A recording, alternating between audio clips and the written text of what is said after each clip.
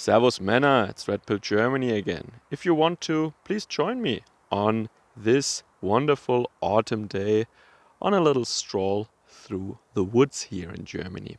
So, today I want to talk a little bit about how the current version of the Federal Republic of Germany that we're having here is not at all a democracy, a Western style modern democracy, the way I learned it in school, for example. You all know what is a part of that or what the criteria are for a Western modern democracy. Um, that would not just be elections, of course. It's a representative democracy that we're supposed to be having.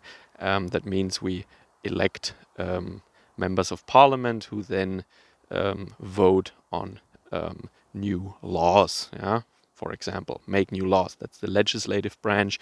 And yeah, these branches, executive, legislative, and judicative, the courts basically, the justice system, and the government then, they should be separated. Yeah, separation of power, very important ingredient.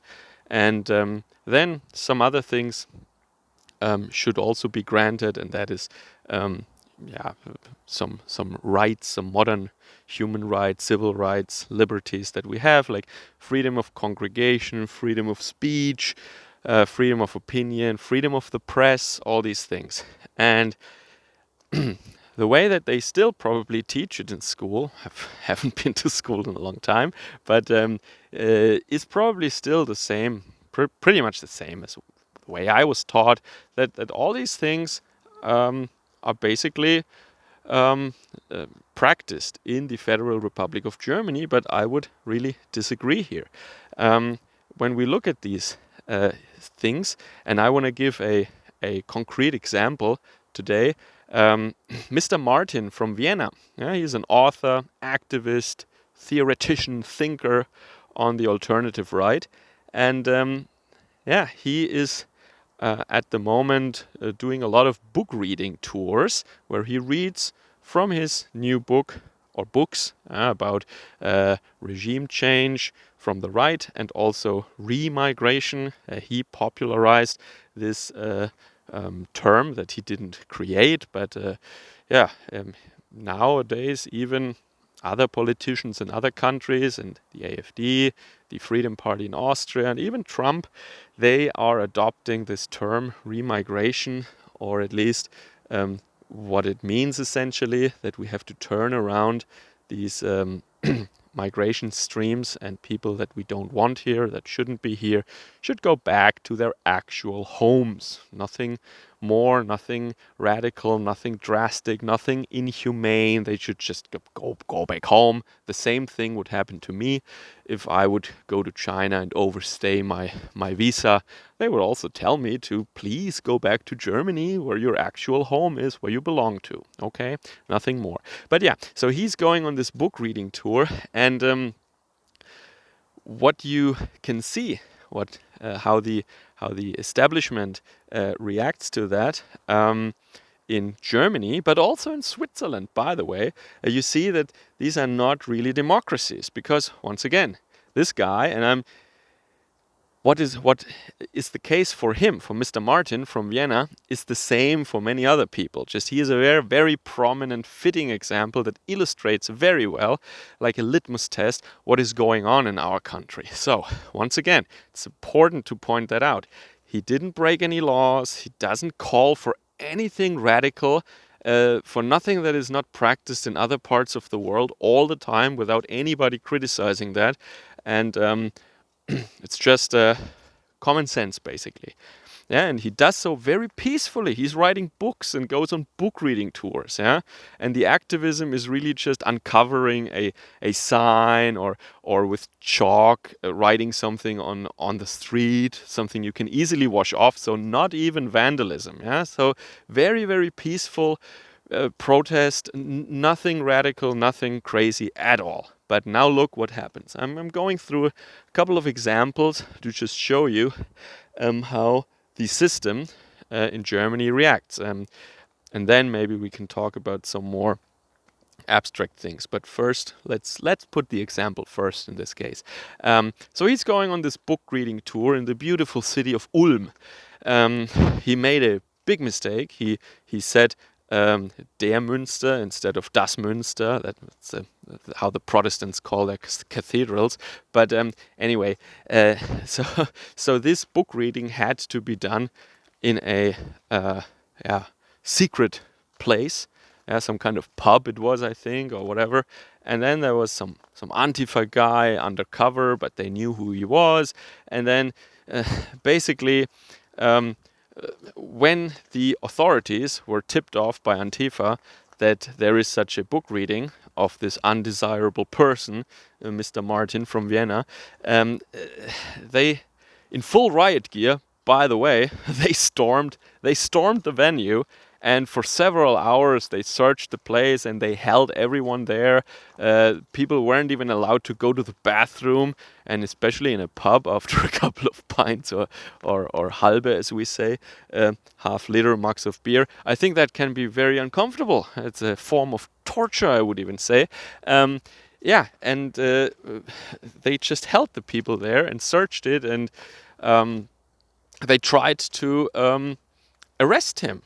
I don't know for what reason, but they tried to arrest him. They looked for him, but I think he escaped through a side entrance. I don't even know if the officers were at the right venue. No idea if he was even there. Maybe he was, maybe he wasn't, or maybe he just had a one of those masks from the Koof masks on, and he just escaped and hid in a huge crowd of Antifa activists who didn't notice him there. Who knows, yeah? And then on the next day, he wanted to go to Switzerland. He took a ship, a ferry boat over Lake Constance, it's called, I think. We call it Bodensee. It's a very big lake in the south of Germany between Baden-Württemberg, Bayern, Switzerland, and Austria. And so the Swiss authorities also, they waited for him there. They arrested him, took him deeper into Switzerland. They kidnapped him deep into Switzerland, interrogated him, and then they deported him again or something by ferry boat again. And then I hope I'm telling the story correctly. These are details, but this is how I read it, at least how I remember it. And then in Germany, he was expected by German authorities then there, and was then probably deported again to Austria or something. I don't know. Or was he directly deported to? I don't know. No idea. But anyway, he was deported then or something. But it's just insane that somebody who just comes and wants to read from his book is chased by the cops, basically, because he wants to peacefully read from his book to an audience of, I don't know, 15 people, 50 people, I don't know. It's a crowd in a pub. It can't be thousands, but that shouldn't matter, right? So that's the state of Germany. Crazy. And Switzerland for that matter too. And this is not the first time he was deported from Switzerland.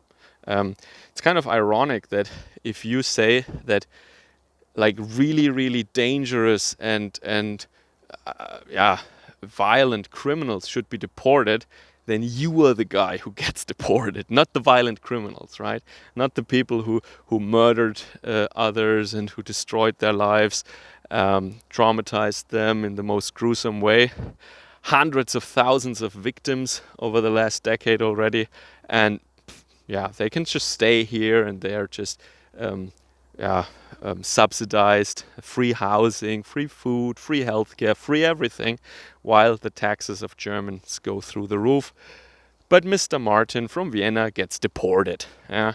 Okay, so this alone should tell you that we're not living in a democracy.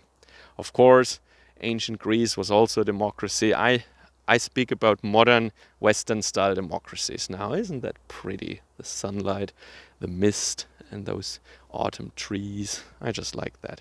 Anyway, so now when you see, of course, what I mentioned in the beginning, these factors that need to be fulfilled, or these ingredients you need for a democracy, like the textbooks, how the establishment defines it.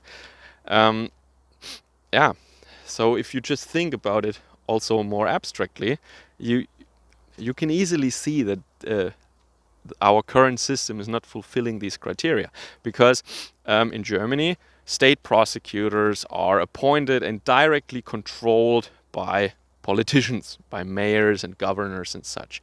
Law enforcement is also directly controlled by politicians. Then so that means the whole court system, I mean the judges are also put there by powerful party politicians, and the same political parties that dominate the parliament, so the lawmakers, the legislative branch, they also form the government. And the political parties, that's really where everything goes together. They dominate everything, because in the end, all forms of power comes from these political parties. They control the courts, they control the legislative branch, the parliaments, and they control all the governments and all the state governments, federal government, down to every mayor position, basically. And then the press, I think I made hundreds of videos about that. Don't even get me started on the press.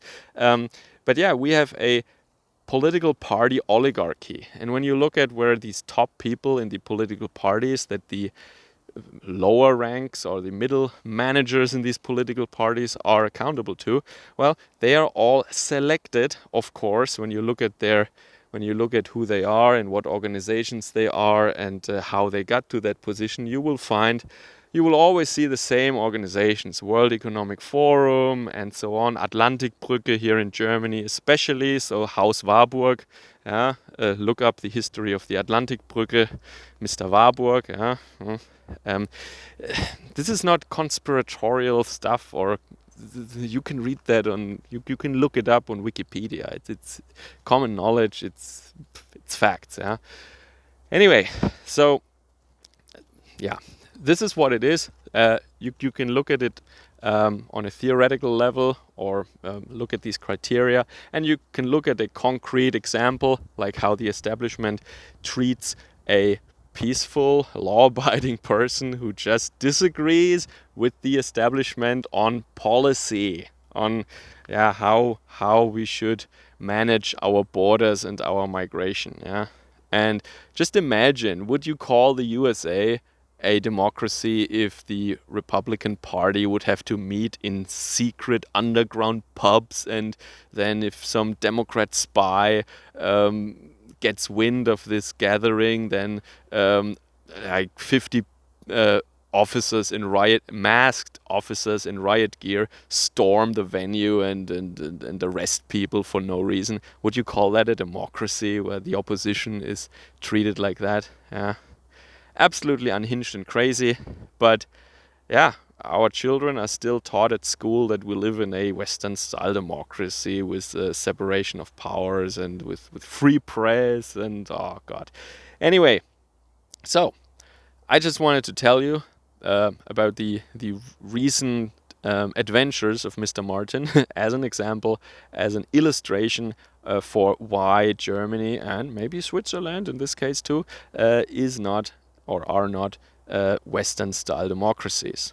Of course, there are other democracies. I mean, in Iran you have elections, but we wouldn't call it a democracy here in the West. But ancient Greece also probably doesn't fulfill all these criteria of what we see as a modern Western-style democracy. And I didn't even tell you what I think, if that's a good idea or if it's a good system. I'm just saying, whatever they defined now as that, our real system here in Germany doesn't make the cut, doesn't fulfill those criteria.